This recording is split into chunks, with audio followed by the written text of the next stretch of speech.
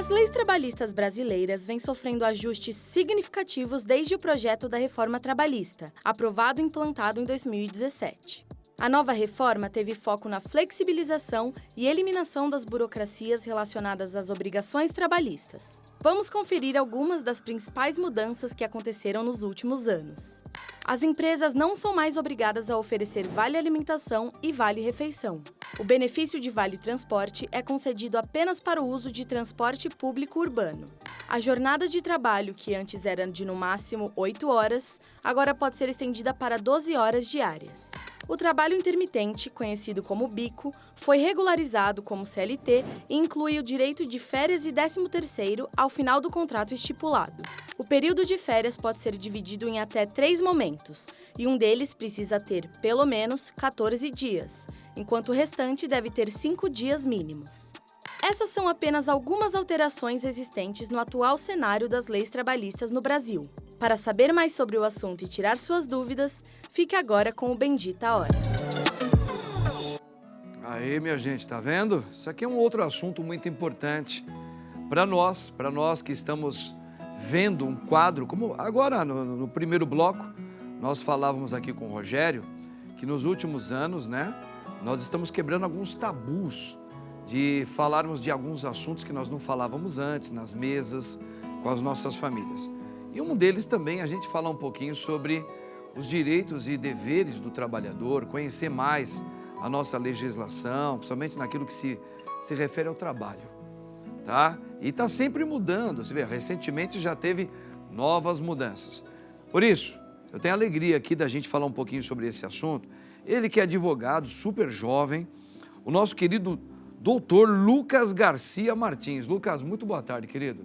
Boa tarde, padre. Muito bom estar aqui para poder falar desse assunto que, enfim, é tão importante para todo mundo no Brasil, tanto para as empresas quanto para os trabalhadores, enfim. Que legal, Lucas, que bacana que você está aqui. Super novo, Lucas, né, advogado, mas é uma geração muito competente, viu, gente? Que nós estamos conhecendo, tendo aqui. O Lucas também é muito bem atualizado também. Ô, Lucas, a gente abriu aí, colocando aí um pouco esse quadro sobre as mudanças trabalhistas, né, que está sempre mudando, teve algumas mudanças recentes. Eu vou usar o mesmo termo que eu usei assim no quadro anterior, né? Nós brasileiros, mais exatamente, eu pertenci a essa geração, não a sua acho que talvez menos, mas que a gente quase, os assuntos nossos do dia a dia, não era falar, por exemplo, sobre leis trabalhistas, os direitos que nós temos, era um ou outro que ia atrás. Os nossos assuntos eram outros. A gente, para conversar, falava de 1000 coisas, menos aquilo que também é essencial na nossa vida, né?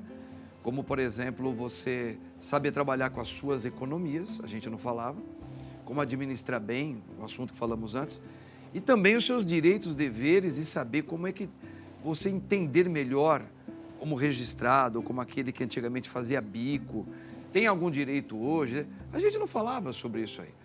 Você realmente também entende que realmente está tendo uma evolução, apesar de ainda, nós brasileiros ainda estamos ainda muito aquém de entendermos um pouco mais esse mundo trabalhista. Mas está tendo uma evolução, você acredita que agora está se quebrando um pouco mais esses tabus de não querer falar e hoje a geração está falando mais sobre isso? Entendo que sim, acho que o acesso à informação de todos, internet, todos os meios de comunicação, facilita esse acesso ao conhecimento. E acho que um reflexo dessas épocas antigas, de que não se falava sobre direitos e tudo mais, foi atendido através da CLT e da Constituição Federal, Constituição de 88 e a CLT de 43, que são bastante garantistas, de garantirem vários direitos para os trabalhadores.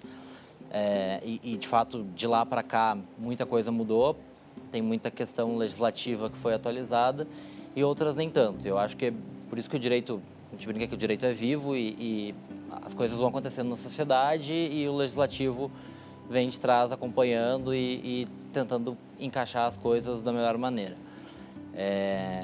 Acho que, assim, até mencionando aqui as questões que foi referida na reforma, de fato, acho que o objetivo principal foi flexibilizar, porque muitas vezes a lei base padrão não atende ao empregador e ao empregado em situações específicas E a maioria das alterações que foram mencionadas ali, como da jornada, de férias, banco de horas, normalmente são negociadas via sindicatos.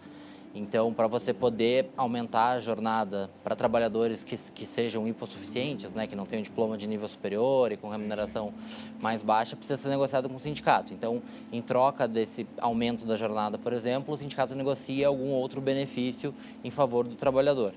Então, isso é algo que é interessante da reforma, porque possibilita essa negociação que, no fim do dia, pode ser benéfica para ambas as partes, né, tanto para o empregador quanto para o empregado. Perfeito. Algo que antigamente só ficava mais para o lado do empregador, né? Não do empregado, né? Às vezes os benefícios ficavam mais para o lado de quem apenas empregava. Então a gente vê que às vezes essas mudanças que parecem, e aí que tá, às vezes parecem ser imperceptíveis. A gente olha tantos assuntos hoje que eles se agigantam no cenário brasileiro e parece que encoberta, esconde essas mudanças que estão havendo.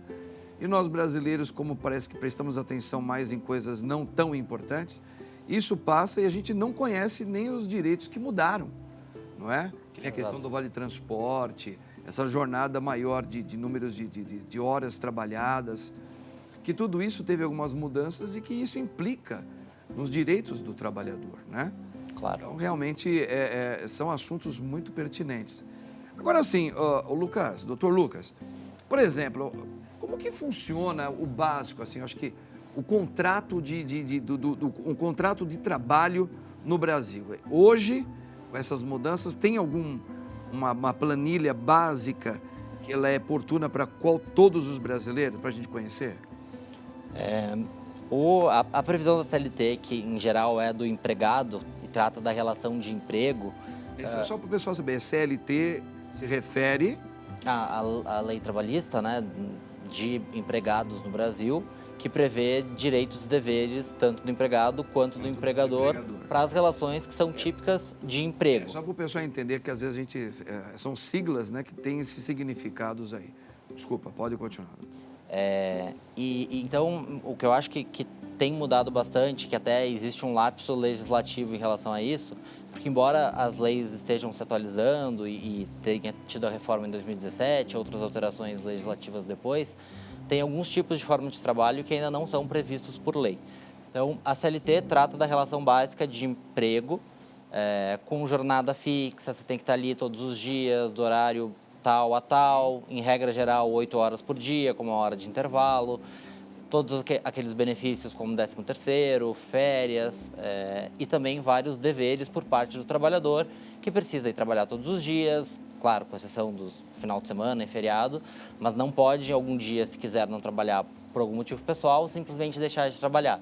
Ele tem que cumprir todos os deveres, estar à disposição do empregador, cumprir as tarefas que o empregador entender que são devidas ali dentro do horário de trabalho dele. Perfeito. E o que a gente tem um grande número no Brasil que não está abarcado pela CLT são outros tipos de profissionais. Por exemplo, os profissionais de aplicativo, motoristas e entregadores. Certo. Esses profissionais são diversos, a gente vê diariamente quantas pessoas estão nesse tipo de trabalho.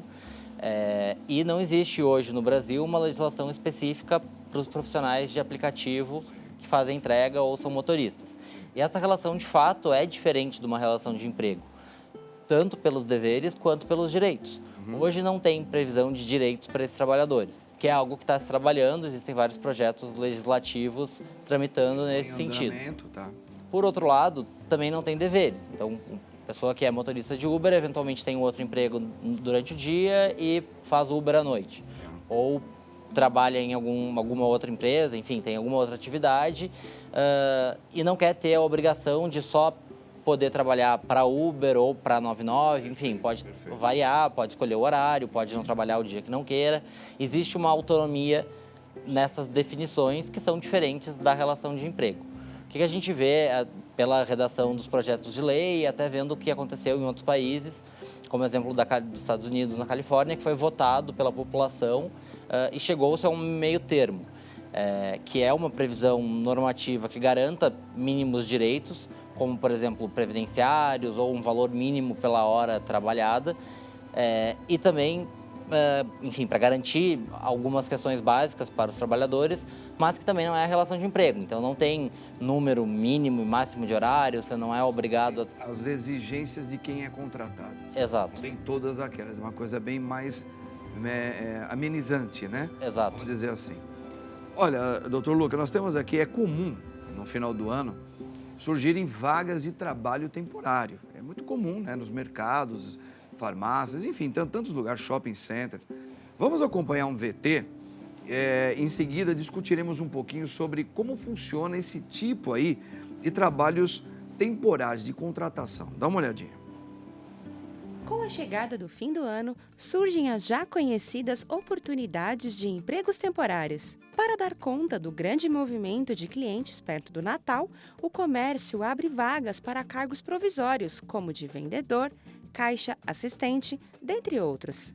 Os empregos de final de ano são uma boa oportunidade para quem busca se colocar no mercado de trabalho, adquirir experiência ou mesmo conseguir uma renda extra. Segundo a Associação Brasileira do Trabalho Temporário, o último trimestre desse ano deve registrar um aumento de 5% nas contratações temporárias, em comparação ao mesmo período do ano passado. São cerca de 470 mil vagas até o fim de 2023, contra pouco mais de 450 mil em 2022. Fique ligado nas oportunidades que surgirem. Também é muito importante ficar atento nas cláusulas descritas no seu contrato de trabalho. Assim, você terá um período de trabalho seguro. Interessante, né, doutor Lucas, essas questões temporárias, né? Normalmente os finais de ano sempre tem uma diversidade muito grande. Tem o lado positivo, né? Mas acho que eles têm que estar muito atentos justamente porque é temporário. Essa questão contratual já modifica o panorama todinho.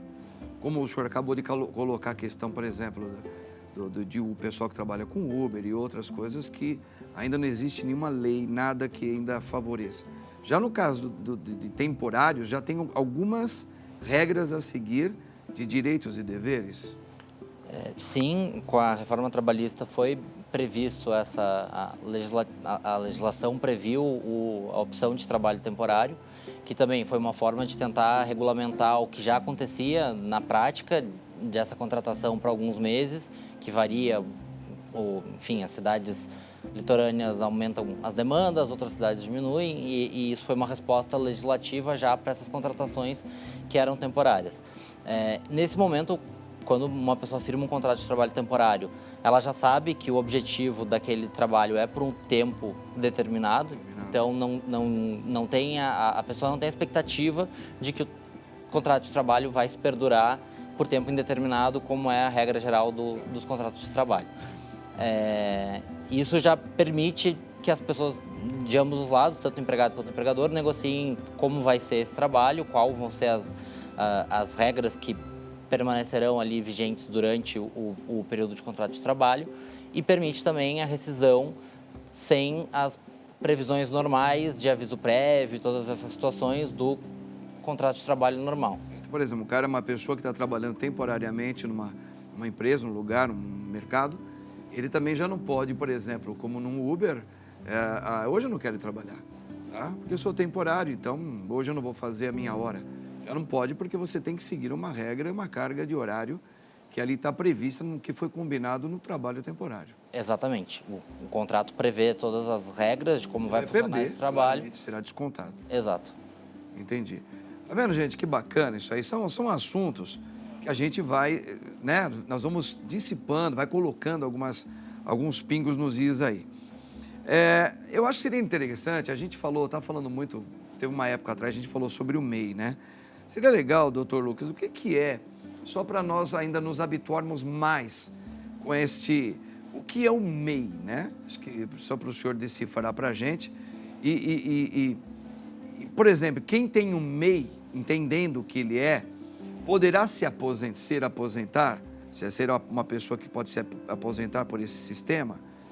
Eu acho que seria legal, de novo, a gente sublinhar o que é esse MEI, o que isso se isso nos beneficia a um trabalhador ou não, como que é isso? O MEI também foi uma alternativa legislativa de formalizar milhares de trabalhadores do Brasil que faziam bicos, termo que se usa. Antigamente falava bico, vamos fazer um biquinho ali, só para... Exato.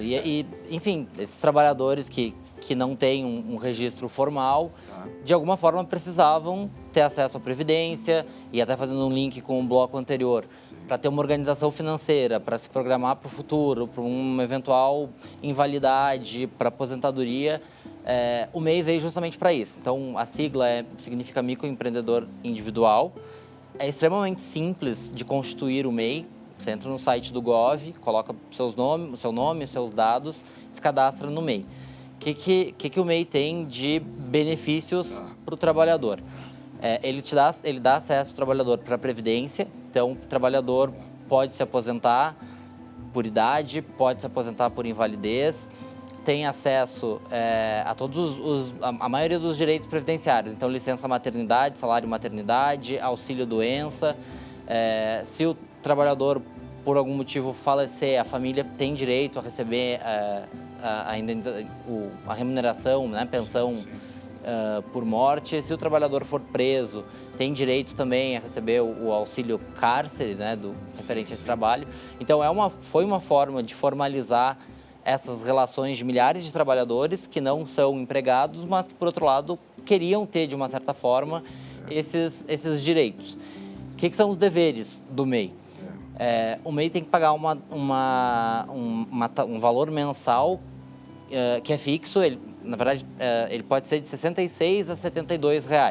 Varia ali de acordo com a atividade, mas é isso. Dentro desse valor já está incluído os valores previdenciários e os impostos. Então, o trabalhador paga esse valor todos os meses através do MADAI, que ele gera no mesmo site ali do Gov, onde ele fez o cadastro, e passa a ter direito a todos esses direitos que a gente falou. Além disso, o trabalhador precisa emitir uma nota fiscal mensal do que ele recebeu de remuneração. Do seu trabalho. Exato. E aí, quem pode ser MEI e quem se enquadra nessa situação? Até o final do ano agora, uma das regras é que o MEI tem que receber no ano o valor máximo de R$ 80 mil, R$ 81 mil. Esse valor está sendo ajustado e vai passar para R$ 144 mil. Está se confirmando ainda, mas a princípio vai ser R$ 144 mil no ano todo, a partir do próximo ano. Então, se você recebe esse valor, se você trabalha sozinho ou se você tem até um empregado no máximo, você pode se cadastrar como MEI, formalizar a sua atividade, pagar esses valores, emitir as notas e ter acesso a esses direitos. Quais atividades podem ser MEI? Importante isso, hein? Quais as atividades podem ser MEI? Tá? Isso que é importante. A lista é muito ampla, tem várias atividades. A pessoa não precisa obrigatoriamente se enquadrar só em uma, ela pode se enquadrar até em 15 dessas atividades. E dentre elas tem açougueiro, faxineiro, motorista de aplicativo, astrólogo, qualquer profissão que não exige diploma superior, como advogado, engenheiro, educador físico, no geral, pode se enquadrar no MEI. Essa lista de atividades também é de super fácil acesso no site do Gov. E como tem esses direitos e deveres, então, é claro que a pessoa pode, então, até se aposentar. Pode se aposentar tendo feito o recolhimento pelo MEI. Interessante, né? Isso aí é um benefício, né? Que se a pessoa, se ela entender bem como agir, ela tem que entrar pelo Gov, né? Que fala. Exato, pelo site do Gov. Pelo site do Gov, se inscreve. Aí ele vai ter que participar dessa taxa mensal que ele tem que pagar todo mês, que é fixa, né? Exato. Existe um mínimo. Isso, é de R$ 66 a R$ 72. 72. Ele pode, então assim ele vai tendo seus direitos, deveres e pode até se aposentar. É uma ajuda. Na verdade, para a gente falar a verdade, porque todo trabalho humano, todo ele, desde que seja digno, tinha trabalhos que quando você não é remunerado, você não tem direito nenhum, né? É um trabalho escravo. Então é uma maneira, parece que agora está se abrindo aos horizontes, que toda pessoa que faz um tipo de trabalho, desde que seja digno e que para a sua sobrevivência, ele não pode ser visto como trabalho de escravo. Isso aí não é. Então é uma maneira de valorizar o ser humano.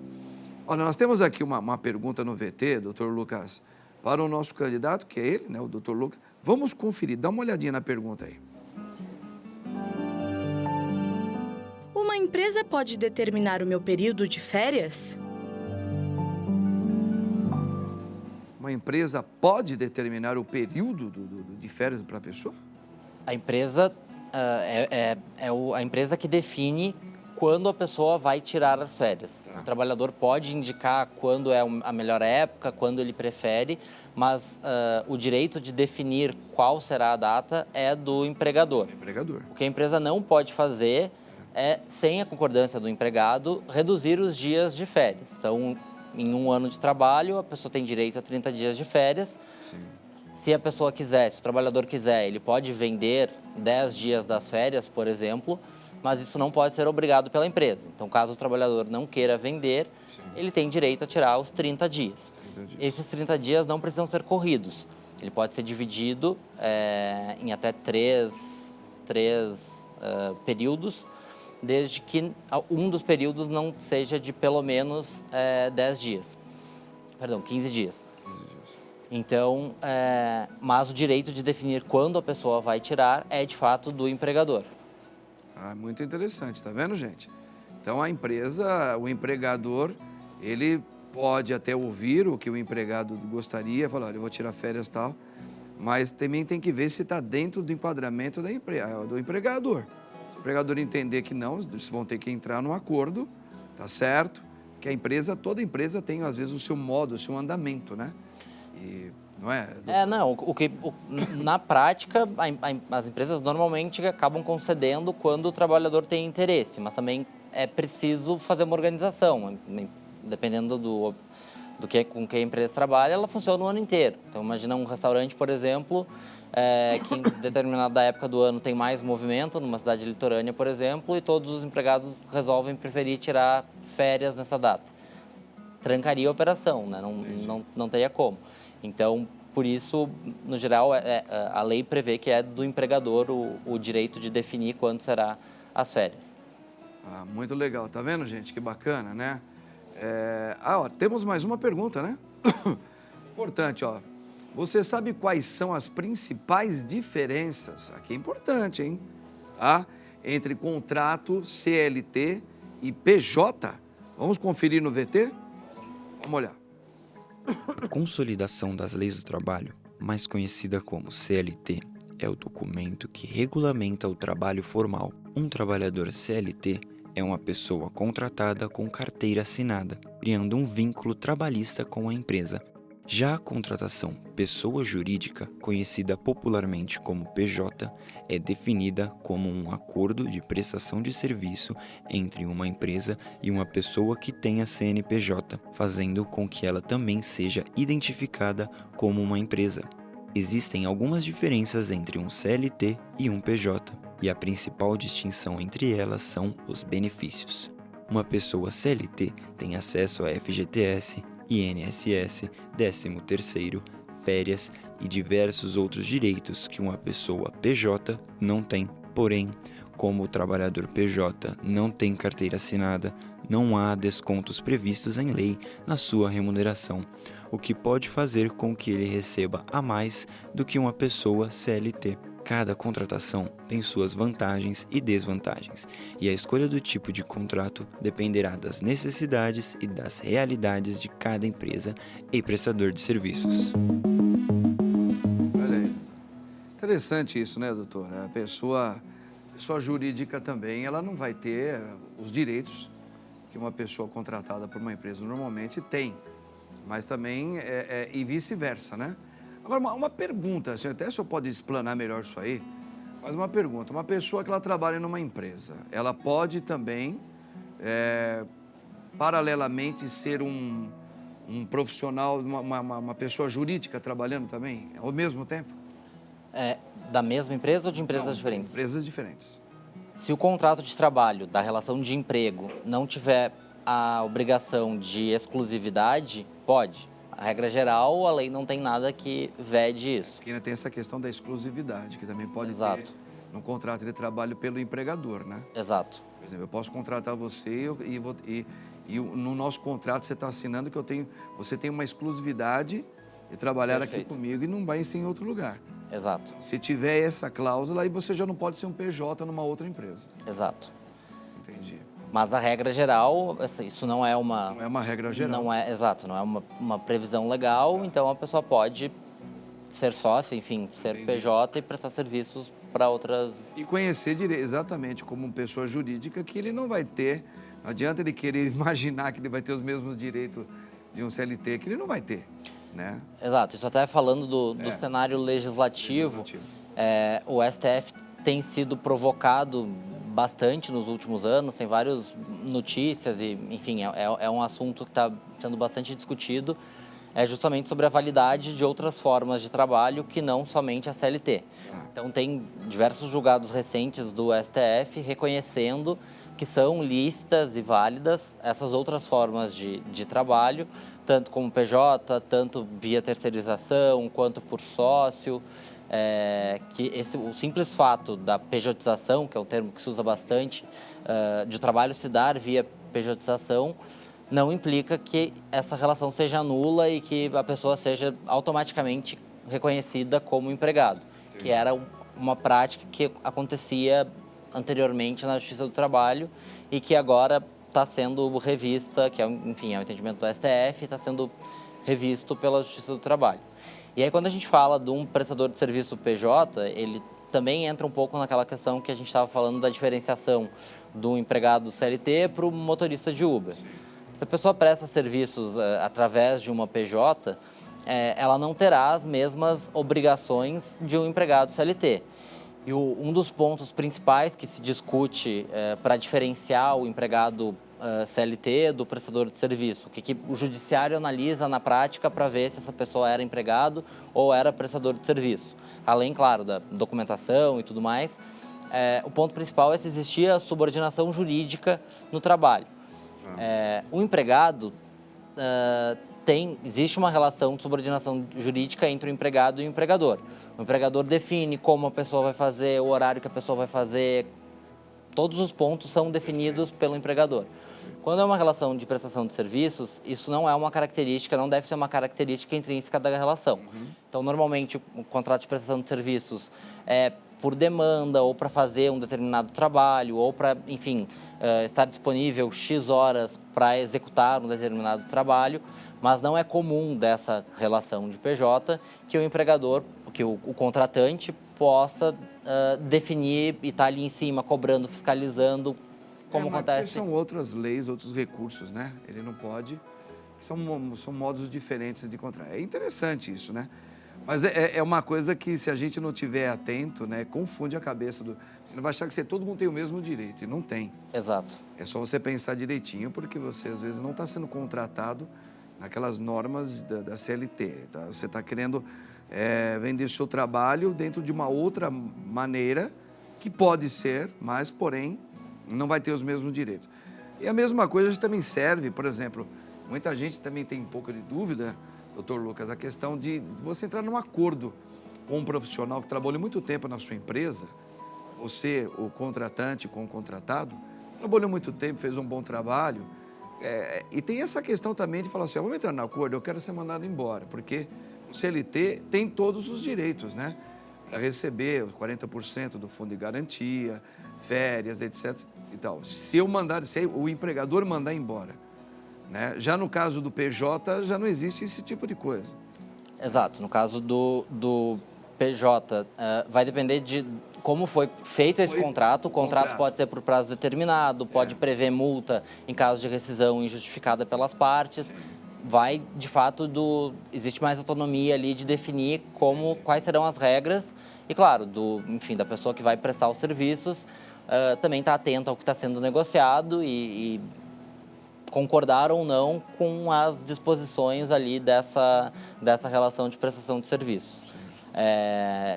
Em regra geral, não existe previsão de... Né, não se recolhe, não é o padrão se recolher FGTS, também não existe nenhuma previsão de multa para o prestador de serviços, não é uma relação que tenha previsões de férias, 13º e todas esses outros direitos que são típicos do empregado, Por outro lado, também, enfim, além de ter alguns deveres a menos, a questão da remuneração acaba sendo mais líquida para o trabalhador, porque não tem todos os recolhimentos previdenciários, os recolhimentos fiscais, os impostos também são menores para o PJ.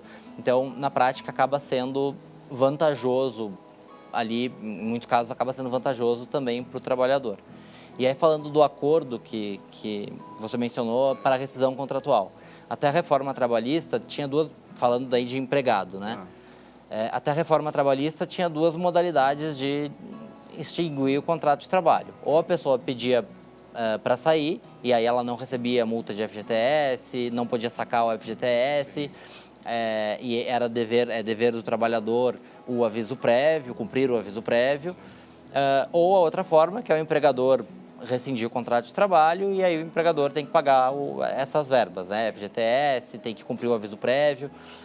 E na prática, no mundo dos fatos, existia muito desse acordo que não era previsto em lei, que o empregador negociava com o empregado, os dois estavam dispostos a encerrar a relação e aí se fazia como se fosse provocado pelo empregador, para o empregado poder sacar o FGTS, direito ao seguro-desemprego, e o empregado acabava devolvendo uma parte ali da multa do FGTS. Na prática, é isso que acontecia. Com a reforma, foi criada uma alternativa entre essas duas, que é a rescisão do contrato de trabalho via acordo, que é justamente esse meio termo, é quando as duas partes querem encerrar o contrato de trabalho, mas não é nenhuma nem outra que deu a causa ou que tem interesse sozinha. E aí essa previsão é o misto das outras duas, a multa de FGTS é reduzida para 20%, as partes podem negociar se existe aviso prévio ou não, mas não é de uma nem de outra parte essa obrigação, porque eles chegaram a essa conclusão. Entrar num acordo, olha, você faz? Faço, beleza, não faço. Exato. Tá. E é justamente esse meio termo, né? Uma situação híbrida agora prevista em lei para evitar que as partes façam essa... Ficou mais justo, né? Porque aí você pode, de repente, negociar sem muita imposição de lei, né? Exato. Acho que é uma questão mais... Como é que tá? Tá encerrando? Ah, que pena. A gente ia falar um pouquinho sobre essas questões de assédio também, mas, doutora, nós podemos deixar para uma próxima vez, né? Doutor Lucas Garcia Martins, advogado, percebeu que tem conhecimento, hein? É jovem, mas conhece bastante e nos ajudou muito aqui. Doutor Lucas, eu agradeço então muito a sua participação aqui conosco no Bendita Hora. É um assunto gigante, né? Ele tem muitos detalhes, é muita coisa que a gente pode desfiar dele. Mas um pouco que a gente conversou hoje aqui, eu tenho certeza que, tanto para os telespectadores como para mim, assim, foi muito importante, tá? Atentos sempre às leis trabalhistas, irmãos. A gente tem que estar sempre atento um pouquinho a esse mundo da nossa política brasileira aí, tá bom? O brasileiro tem que ficar mais atento a isso para saber os seus direitos e deveres. Doutor Lucas, eu agradeço grandemente. Eu que Parabéns agradeço. pelo seu trabalho, tá? O seu grande ministério aí, que Deus te preserve aí com muita inteligência, como grande advogado. Deus abençoe. Obrigado. Gente, olha só. E o padre vai te dar a bênção aqui. Espero hoje você logo mais às 7h30 da noite, lá na minha paróquia, Santíssima Trindade, vão transmitir a missa. Por intercessão da Virgem Mãe Maria, a bênção desse Deus Todo-Poderoso, Pai, Filho e Espírito Santo. Amém. Tchau, gente. Até sexta, se Deus quiser.